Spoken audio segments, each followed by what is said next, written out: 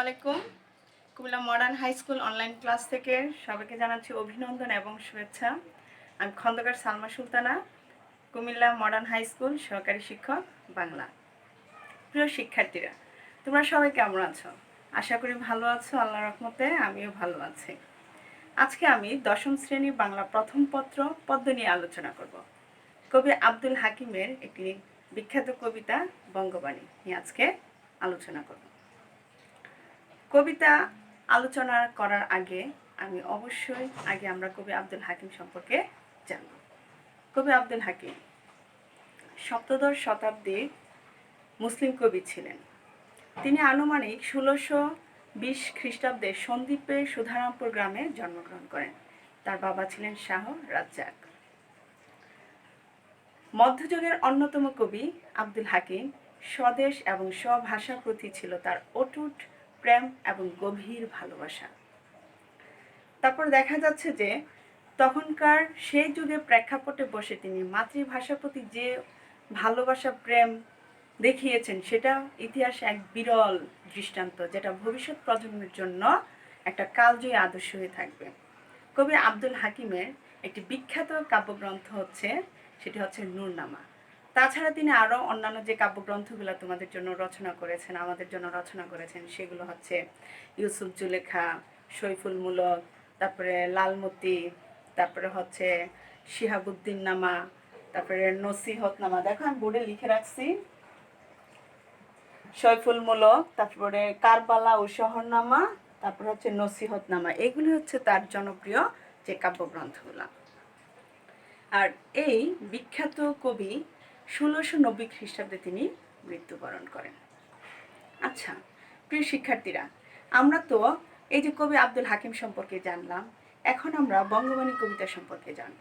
তবে আমার মনে হয় বঙ্গবাণী কবিতাটি আবৃত্তি করার আগে বা এই কবিতার মধ্যে যাবার আগে আমরা এই কবিতা তিনি কখন রচনা করেছিলেন সেটা সম্পর্কে কিছু বলবো তোমাদেরকে।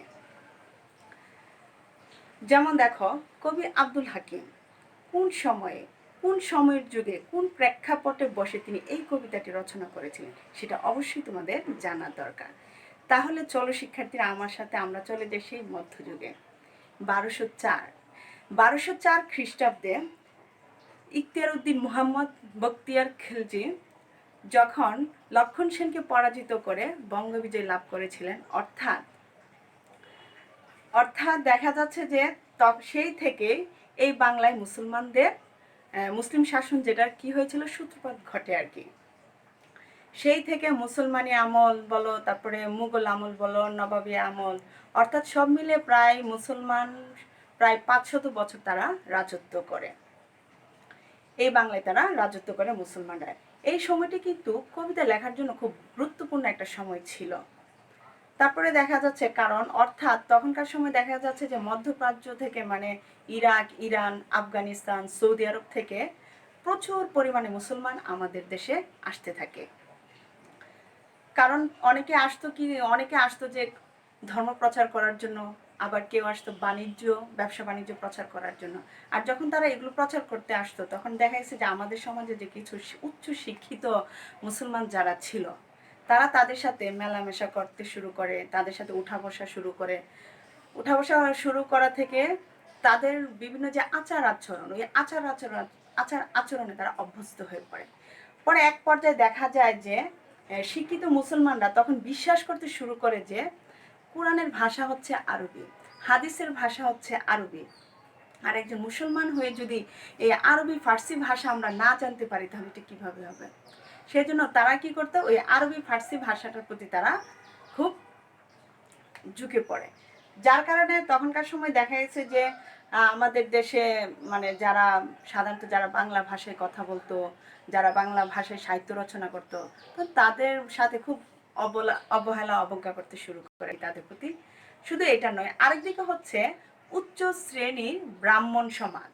এই উচ্চ শ্রেণী হিন্দু যে ব্রাহ্মণরা ছিল, তারা মনে করতো যে সংস্কৃত ভাষাটাই হচ্ছে সবচেয়ে পবিত্র একটা ভাষা, আর যারা বাংলা ভাষায় কথা বলে এটা হচ্ছে নিচু জাতের ভাষা, অর্থাৎ শূদ্র, মানে যারা তাঁতি, জেলে, কুমার, কামার, যারা তাদের ভাষা।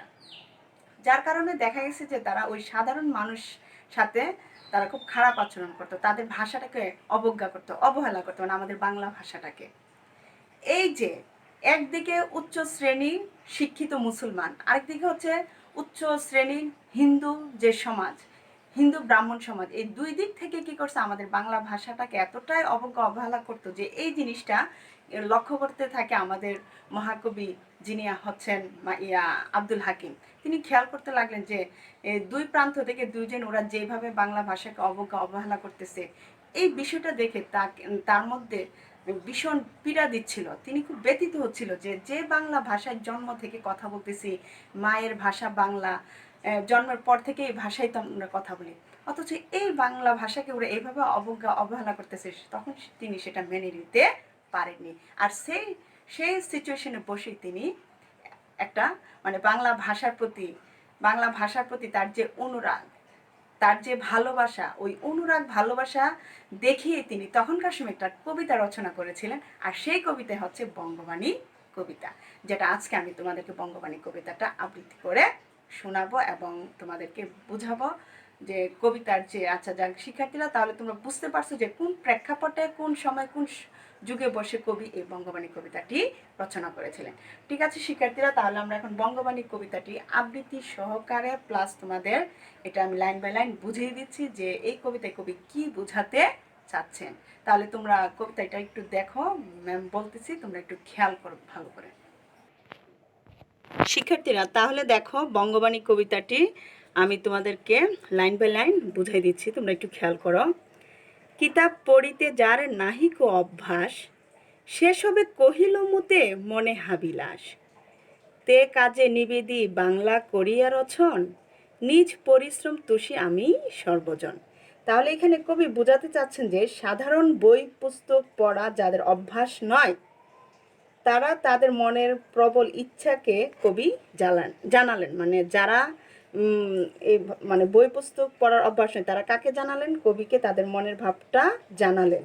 তাদের কথা শুনে কবি বুঝতে পারলেন কেন তারা পড়তে পারে না। কারণ সাধারণত যে ভাষায় বই পুস্তক লেখা হয় তা জনসাধারণের বোধগম্য নয়, মানে জনসাধারণ সহজে সেটা বুঝতে পারে না। সে ভাষায় তারা মনের ভাব প্রকাশ করে না, তা তাদের মাতৃভাষা নয়। কাজে মাতৃভাষা সহজ সরল প্রাণচঞ্চল করে সকলের বোধগম্য করে তোলার জন্যই কবি এই কবিতাটা লেখার জন্য বসেন। তাই কবি সাধারণ লোকের মনের ইচ্ছা এবং সকলের মন তুষ্টির জন্য মাতৃভাষায় গ্রন্থ রচনা করার জন্য কবি আত্মনিয়োগ করেন। তাহলে এখানে যে প্রথম 4 লাইনে কবি সেটাই মানে এই কবিতার লেখার যে উদ্দেশ্যটা কবি সেটা এখানে ব্যক্ত করেছেন। যেমন দেখো, তুষি মানে কি? তুষ্টি, মানে সকলের তুষ্টির জন্য আর কি। আরবি ফার্সি শাস্ত্রে নাই কোনো রাগ, দেশি ভাষে বুঝিতে ললাটে পুরে ভাগ। আরবি ফার্সি হিন্দে নাই দুই মত, যদি বা লিখে আল্লাহ নবীর সিফত। তাহলে এখানে কি বলছে দেখো, অন্য কোনো ভাষার প্রতি কবির কি নাই? কবির কোনো অনুরাগ নাই, মানে কি কোনো রাগ বা বিদ্বেষ নাই, মানে রাগ বা কি নাই? বিদ্বেষ নাই। আরবি ফার্সি ভাষার প্রতি কবি প্রত্যেকটা ভাষাকে কবি সম্মান করে, শ্রদ্ধা করে। কেননা এই ভাষায় আল্লাহ এবং মহানবীর স্তুতি বর্ণনা করা হয়, কিন্তু এসব ভাষা সাধারণ মানুষের বোধগম্য নয়। তাই কবি এ ভাষায় জ্ঞান বিজ্ঞান সাহিত্য চর্চা কষ্টকর সাধ্য, সেটা বলতে চাচ্ছেন যে যারা যদি মাতৃভাষায় শিক্ষা ও জ্ঞান বিজ্ঞান চর্চার ব্যবস্থা করা যায়, তাহলে সাধারণ লোকের মনোবাঞ্ছনা পূর্ণ এবং অন্য ভাষার প্রতি মানুষের শ্রদ্ধাবোধ বেড়ে যাবে। তারপরে দেখো, যেই দেশে যেই বাক্য কহে নরগণ, সেই বাক্য বুঝে প্রভু আপে নিরঞ্জন। আপে নিরঞ্জন সর্ববাক্য বুঝে প্রভু কিবা হিন্দু আনি, বঙ্গদেশী বাক্য কিবা যত ইতিবাণী। তাহলে কবি এখানে বলতে চাচ্ছেন যে সৃষ্টিকর্তা হচ্ছে সর্বশক্তিমান, আর তিনি পৃথিবীর সকল মানুষের ভাষায় বুঝতে পারেন। যে এমনটা তো নয় যে তিনি শুধুমাত্র আরবি ভাষাই বুঝেন, অন্য সব ভাষা বুঝেন না, না, তিনি হচ্ছেন আমাদের সৃষ্টিকর্তা মহান আল্লাহ তাআলা। তাহলে তিনি সকল ভাষাই বুঝেন। সেজন্য কবি সেটাই বলতে চাচ্ছেন যে যে ভাষায় ডাকুক না কেন আল্লাহ সে ভাষায় বুঝে। মানুষ যদি তার নিজ ভাষার স্রষ্টাকে স্মরণ করে, তাহলে স্রষ্টা সে ডাক শুনতে পাবেন। স্রষ্টাকে ডাকার জন্য ভাষাটা মুখ্য নয়, মুখ্যটা হচ্ছে তাকে স্মরণ করাটা হচ্ছে জরুরি। যেমন দেখো এখানে বলছে মারফত ভেদে যার নাহিক গমন, হিন্দুর অক্ষরে হিংসে শেষ হবে গণ। যে সবে বঙ্গেতে জন্মি হিংসে বঙ্গবাণী, সেসব কাহারে জন্ম নির্ণয় ন জানি। তাহলে কবি এখানে বলতে চাচ্ছেন, যারা সাধনা করেনি তারা স্রষ্টাকে পরিপূর্ণভাবেই বুঝতে পারেনি। স্রষ্টাকে পূর্ণভাবে জানার জন্য প্রয়োজনীয় মরমী সাধনা। যারা এ মারফত জ্ঞান সম্পর্কে জ্ঞাত নয়, তারা আরবি ফার্সি ব্যতীত অন্য ভাষাকে কী করে, তারা হিংসে করে, তারা অবজ্ঞা করে। কবির মনে এই ক্ষীণ চেতনা বা সংকীর্ণ মনতাটাকে তার প্রতি খুব জন্মে আর কি, যে মানুষ তুমি যে ভাষায় কথা বলো তাই বলো অন্য ভাষাকে তুমি সম্মান করবে না, সেটা তো না। আর সবচেয়ে বড় কথা হচ্ছে যে কবি এটাই বলতে চাচ্ছেন যে তোমরা বঙ্গে জন্মগ্রহণ করে, মানে বাংলা, তোমরা এই দেশে জন্মগ্রহণ করে বাংলা ভাষাকে হিংসা করো। আর এইসব মাতৃভাষা যারা হিংসা করে, কবি তাদের জন্ম পরিচয় নিয়ে কী করছেন, তার সন্দেহ পোষণ করছেন যে তারা কি আদৌ এই দেশে জন্মগ্রহণ করছে। তিনি এরকম একটা সন্দেহ পোষণ করছেন। দেশ ভাষা বিদ্যা যার মনে ন জুয়াই, জুয়াই মানে কি যুগায়, নিজ দেশ ত্যাগী কেন বিদেশ ন যায়। মাতা পিতা মোহক্রমে বঙ্গেতে বসতি, দেশি ভাষা উপদেশ মনে হিত অতি। তাহলে কবি এখানে বলতে চাচ্ছেন যে কবি জানতে চান স্বদেশ ও স্বভাষার প্রতি যাদের কোনো অনুরাগ নেই, কোনো মমতা নেই, কোনো ভালোবাসা নেই, তারা কেন এই দেশ ত্যাগ করে বিদেশে চলে যাচ্ছে না, তারা কেন এই দেশে পড়ে আছে। কবি যুক্তি দেখিয়ে আবার এটাও বলেন যে বংশানুক্রমে বহুকাল ধরেই তারা এই দেশে বসবাস করে। এদেশের মানুষের মাতৃভাষা কি বাংলা। বাংলা ভাষায় কবি নিজের মনে কি করছে, লালন পালন করছে। কবি মনে করেন এ ভাষার যত উপদেশ আছে তা আমাদের মনকে বারবার জাগিয়ে তুলবে, তাই সবার জন্য কি করবে, সবার জন্য কল্যাণ বয়ে আনবে। সেজন্য কবি তাদেরকে এটাই বলছে, তারা যদি এই দেশকে যদি ভালোই না বাসা, সবচেয়ে বড় কথা মন থেকে যদি এই ভাষাকে তারা সম্মান না করে, তাহলে তারা কেন এই দেশে পড়ে আছে, তারা কেন এই দেশ ত্যাগ করে অন্যত্র চলে যায় না। কবিতা এই কথাই বলতে চাচ্ছেন লাস্ট যে এইগুলা। তাহলে শিক্ষার্থীরা তোমরা একটু ভালো করে কবিতাটা পড়বা, তাহলে বুঝতে পারবা যে মূল কবিতায় কবি কি বোঝাতে চাচ্ছেন। শিক্ষার্থীরা তোমরা তাহলে বুঝতে পারছো যে কবিতার যে আমি তো তোমাদেরকে লাইন বাই লাইন বুঝিয়ে দিলাম যে কবিতার কেন কবি কবিতাটা লিখছিলেন। কারণ তখনকার সময় দেখা গেছে যে এই দেশে জন্মগ্রহণ করেও মানুষ কী করতো, বাংলা ভাষার প্রতি তাদের একটা অনীহা ছিল। কারণ তারা মনে করতো যে বাংলা ভাষায় একমাত্র নিচু জাতের লোকরাই কথা বলে, উচ্চ শিক্ষিত মুসলমানরা, তারপরে উচ্চ শ্রেণীর যে ব্রাহ্মণ হিন্দু সমাজরা, তারা বাংলা ভাষায় খুব অবজ্ঞা করতো। কারণ তারা মনে করতো কি যারা ছোট জাতের তারাই শুধু সাধারণত বাংলা ভাষায় কথা বলবে, আর এই ভাষাটা তাদের জন্য নয়। সেই কারণে কবি এই কবিতাটা রচনা করেছিলেন। আবার কবি কিন্তু এই কবিতা এটাও বলছে যে তোমরা যদি এই দেশের ভাষাকে যদি নাই মনে প্রাণে তোমরা সম্মান করো, শ্রদ্ধা না করো, যদি নাই ভালোবাসো, তাহলে কেন তোমরা এই দেশে পড়ে আছো, কেন তোমরা অন্যত্র চলে যাচ্ছ না। সুজাতা কবি তাদের এইসব আচরণের কারণে তারা কি আদৌ এই দেশে জন্মগ্রহণ করছে, এই বিষয়টা নিয়ে কবির মধ্যে একটা সন্দেহ পোষণ করছে। এই হচ্ছে আমাদের এই বঙ্গবাণী কবিতার যে মূল যে থিমটা, মূল যে ভাবটা।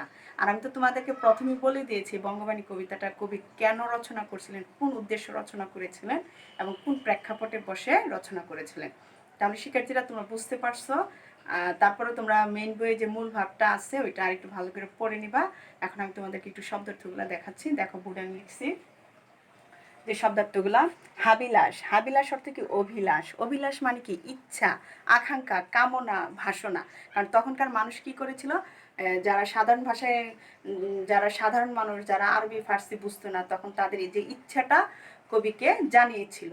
এই এই হাবিলাস, এই হাবিলাস মানে কি অভিলাষ, মানে ইচ্ছা বা কামনা বা আকাঙ্ক্ষা বা বাসনা যেটা। তারপর দেখো সিফত, সিফত মানে কি গুণ।